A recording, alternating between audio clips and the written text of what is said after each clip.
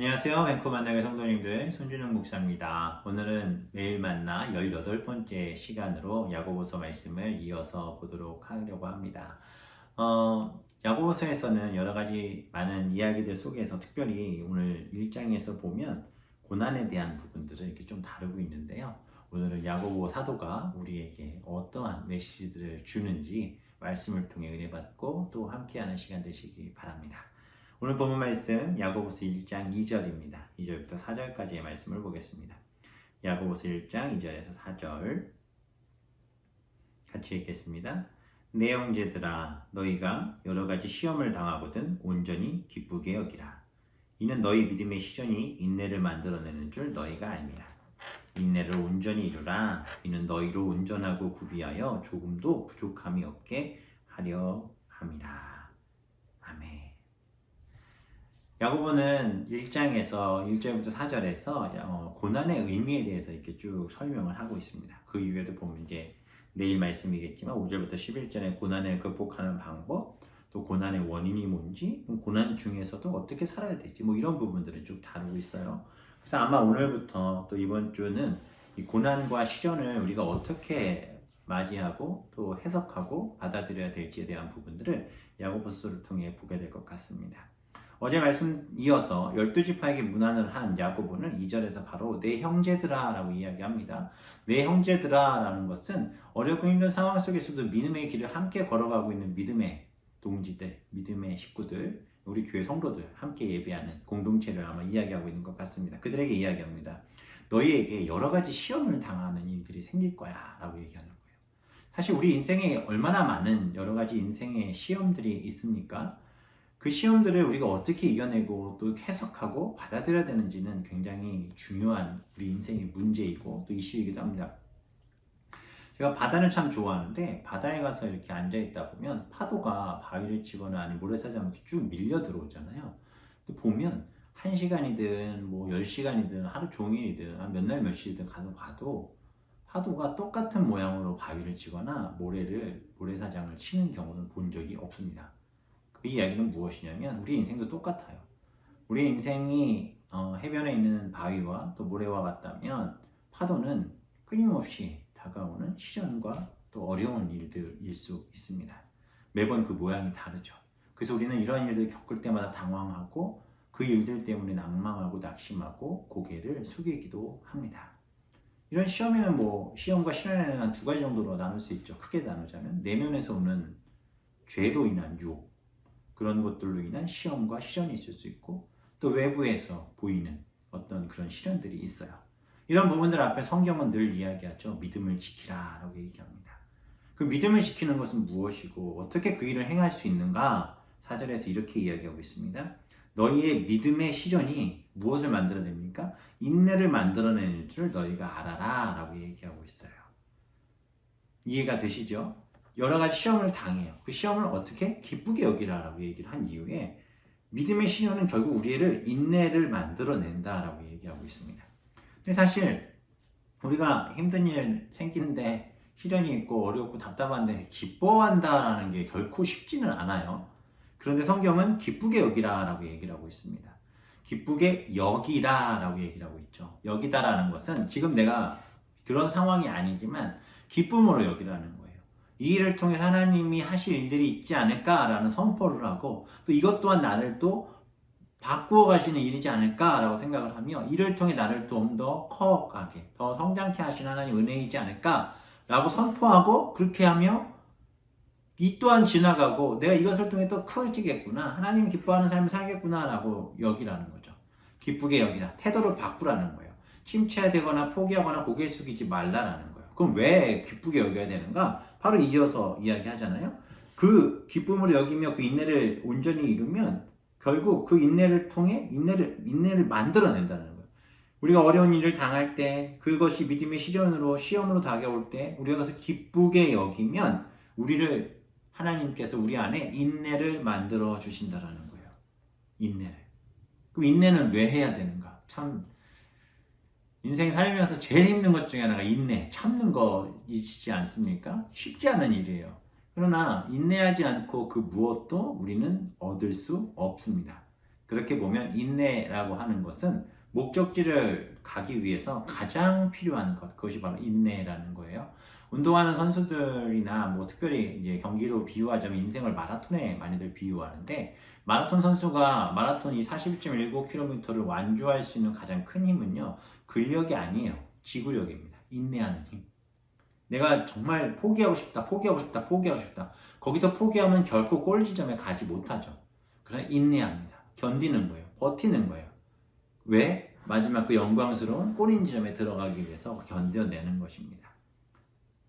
우리에게 이러한 믿음, 이러한 결단이 있어야 됩니다. 말씀 보기 시작하는 것, 말씀을 듣기 시작하는 것, 뭐 매일 만나는 시청하는 것, 우리가 예배 드리는 것. 처음에 그냥 어떤 흥미와 재밌네, 좋네 이렇게 해서 그냥 잠시 잠깐 하는 걸로 끝낼 거면 안 하시는 게 나아요. 끝까지 하나님이 내게 이 말씀들을 통해 주실 은혜가 있음을 믿고 인내하며 끝까지 가야 결국 내 안에 허락하신 하나님의 놀라운 은혜를 주실 줄 믿습니다.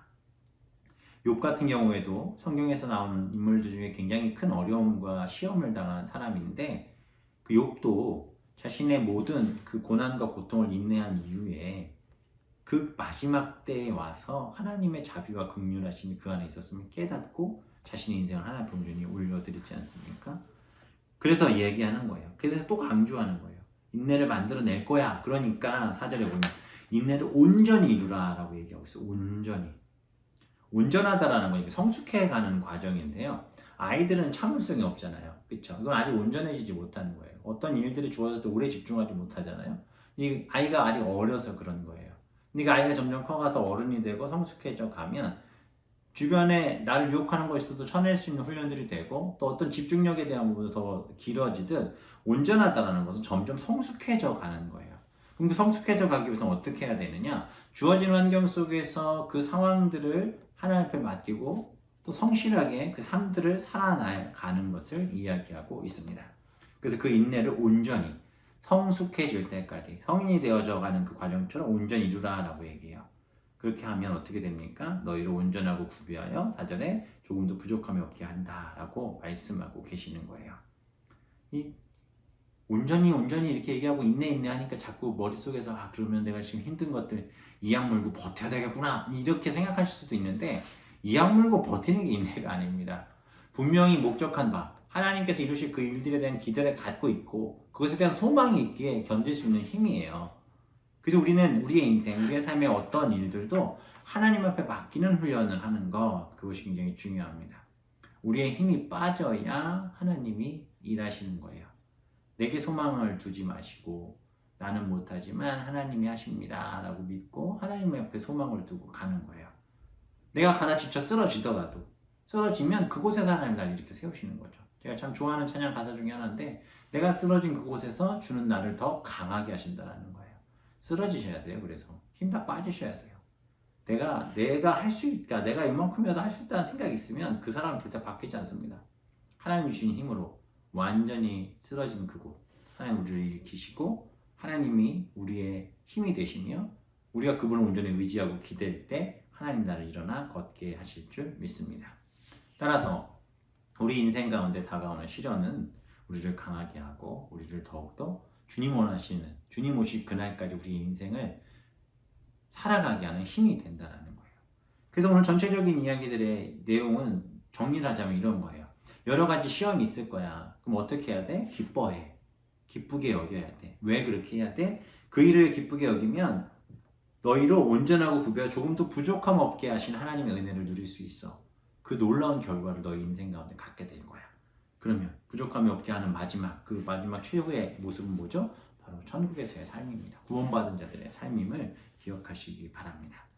앞으로 우리에게 다가오는 시련과 어려움과 시험들이 있어도 회피하려 하지 마시고 부딪히십시오. 기쁘게 여기십시오. 하나님 또 이 일을 통해 나를 성장시키시는구나. 이 일을 통해 하나님의 사랑을 경험하고 깨닫게 하시겠구나. 이 일을 통해 하나님 내게 어떤 것을 또 보여주실지 기대하는 마음으로 기쁘게 여기고, 내가 이겨내자. 나는 이겨낼 수 있어. 하나님 내게 주신 능력으로, 주가 주신 능력으로, 전능하신 나의 주 하나님의 능력으로 이겨낼 수 있어. 이 또한 지나갈 거야. 선포하시며 인내하시고 주님 붙들고 인내하고 기도하며 예배하면 하나님이 모든 것들을 능히 이기게 하실 줄 믿습니다. 그 믿음을 가지고 넘어지지 않고 오늘도 걸어가시는 성도님들 되시기를 주님의 이름으로 축원합니다. 기도하겠습니다. 사랑해 주님, 야고보는 믿음에 대한 이야기들을 하며 우선 고난에 대한 이야기들을 가장 앞에서 이야기해주고 있습니다.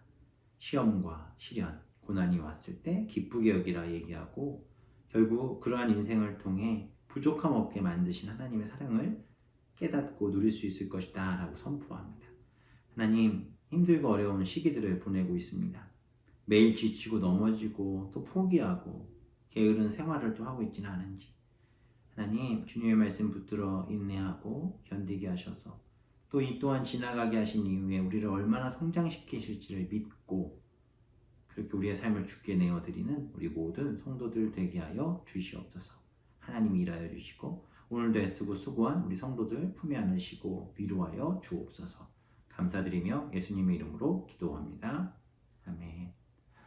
오늘 밤에도 잠드시기 전에 가족들과 함께 모여 기도하시고 하나님 우리 가족이 이 코로나 잘 인내하고 이겨내서 하나님 기뻐하시는 가정 될 수 있게 해달라고 기도하시고 주무시면 좋겠습니다.